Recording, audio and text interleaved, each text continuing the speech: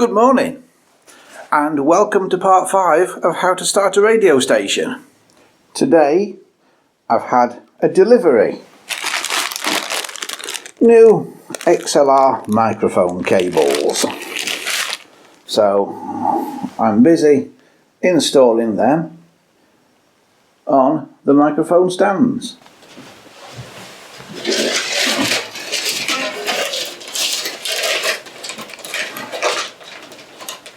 I've got another stand here.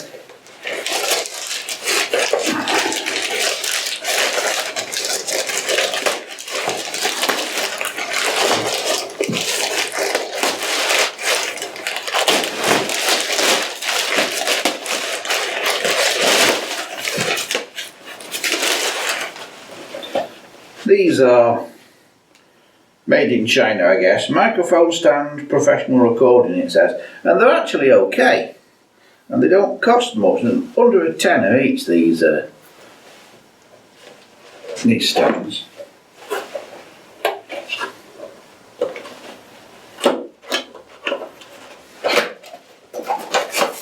And in the box, you get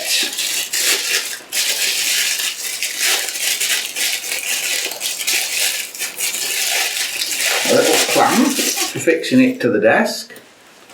So that actually goes that way up. So you fix it under there.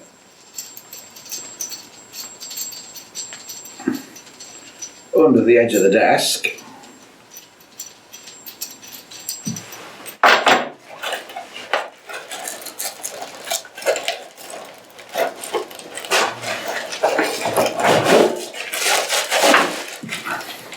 You get a clip for the microphone itself.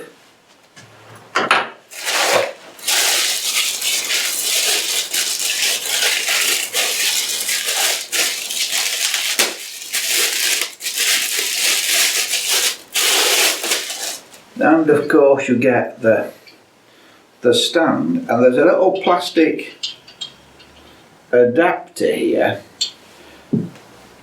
to take the thread that's on the stand there, it's quite a coarse thread, and make it wider so it fits into this, which I think is a standard microphone clip.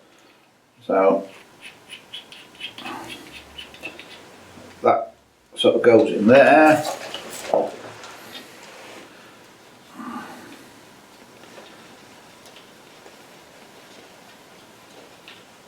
And then you screw the whole thing onto there. The only thing I've found about these is I have had to put a screwdriver in and tighten this screw up that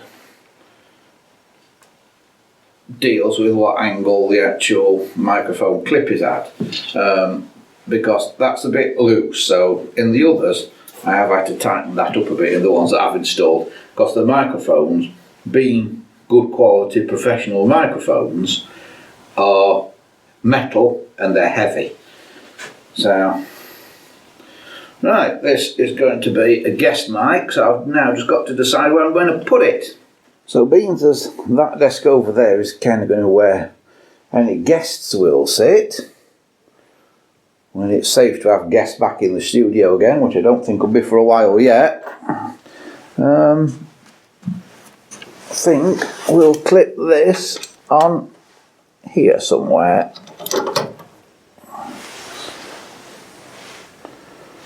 So to clip it on, basically what you do, and I'm doing this one-handed because I'm holding the camera as well, is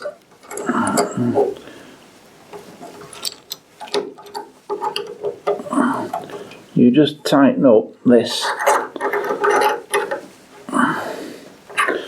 vice-like thing. Won't quite go on as far as I would like it to go on, because there's a metal piece under the edge of the desk, you see. That's the problem. But you tighten that up like so, unscrew that so it's just not quite all the way out, and then your mic stand has that on the bottom of it, which just fits in there, and you can leave it to swivel freely, or what you can do is just tighten this up a bit so it can still swivel, but it's got a bit of resistance to it, which is what I tend to do. And then you bend it wherever you want it, you see, like so. So I'm having trouble with number 4 mic input 1, 2, 3, 4 here. It's not registering on the meters on the desk. Now these are trim pots for the gain for the mics, like A and mic B on each one, like mic A there, mic B, mic A, mic B, mic A, mic B for the inputs. All my inputs are into mic A at the minute. So use a little flat bladed screwdriver, that's a tiny little screw, and turn it up basically as far as you can. And then we'll put the thing back down and see if we get any input on it. So all the faders for the mics that I've got in use are up at the minute. If you're wondering why that one is down, that's because there's eventually going to be another mic there for another guest. There's going to be 4 mics eventually. And as you look at them on the panel, 1, 2, 3, 4, that's the presenter. We'll see them in the room. So 1 there, 2 there, that is a presenter mic, 3 which is an non-existent one there, and 4 which is that black one there. You'll notice that is a slightly different microphone. I've got 3 of those, but I've only got 1 in use because in my opinion those microphones are not quite as good as these silver ones. They're okay, but they're just not quite as good. So now we need to have a look what the desk is doing. Now one thing I have got is I've got a problem with the power supply. As I said before on this desk, here's the power supply, and there should be 3 green LEDs lit on there, and the left one stays lit all the time, but the other 2 go on and off, and I think it's a capacitor issue in the power supply, I've got a feeling, and it means the desk goes on and off. So it's on at the minute because you can see there's red lights on. So let's touch the presenter mic and you can see it goes over there. Let's touch the co-presenter mic, and let's now touch the guest mic.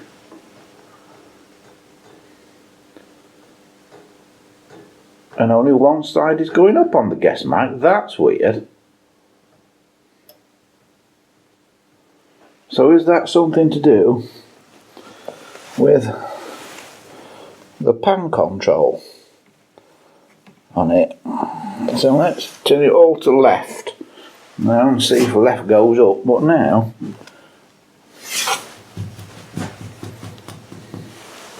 the desk's gone off again.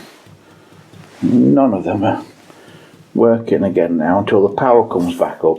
The strange thing about this power cycling thing, you see the LEDs are starting to come on now and there.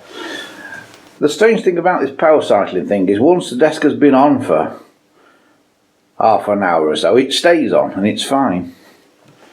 So there's the presenter mic.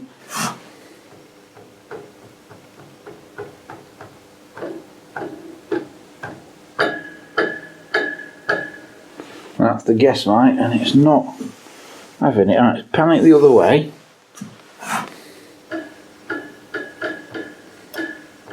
And the other way.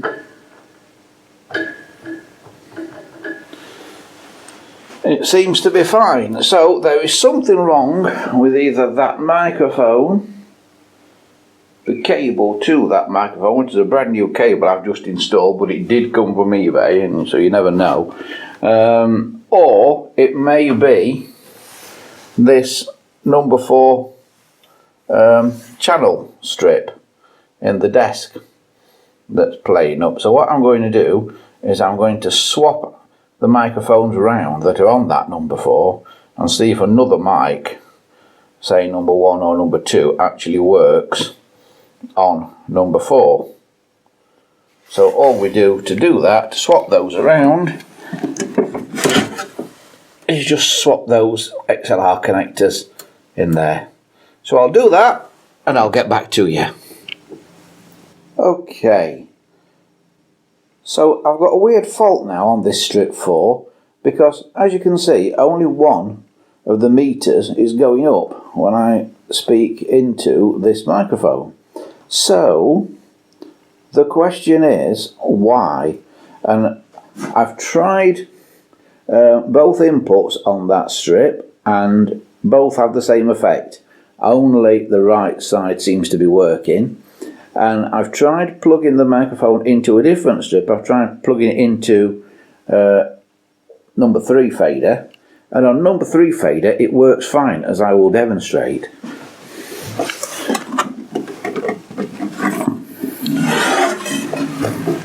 If I open that up again,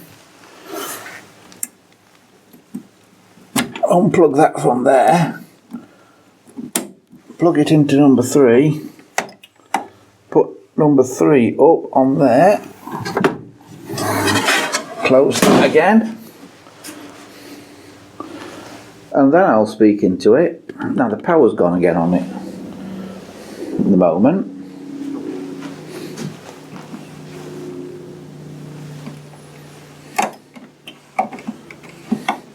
So it's number 3 that I want. When it decides it's going to click back on into life,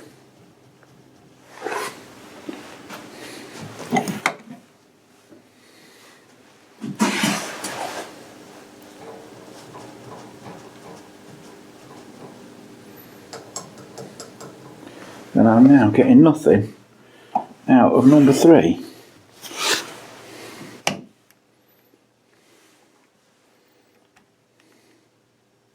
But I was a minute ago.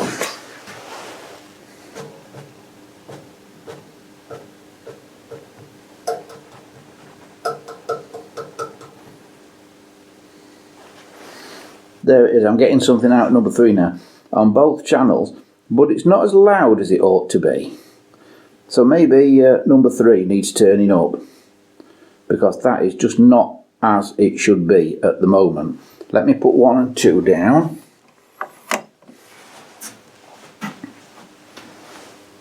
And let's give number 3 a right, I've got it set right. So I've got it set for microphone B. No, I've got it set for microphone A, and I've got it plugged into B rather, so it should be in that one. Alright, so I've got that wrong. So now this microphone should work fine. As I get close to it, you can see it's about where it ought to be. If I show you those close up, you can see now that that is working fine now on that strip. So it's a fault, it would seem, on strip 4, and it's not picking up from the other microphones because all the other faders are down, as you can see. There's only that one up, so that microphone is now working fine.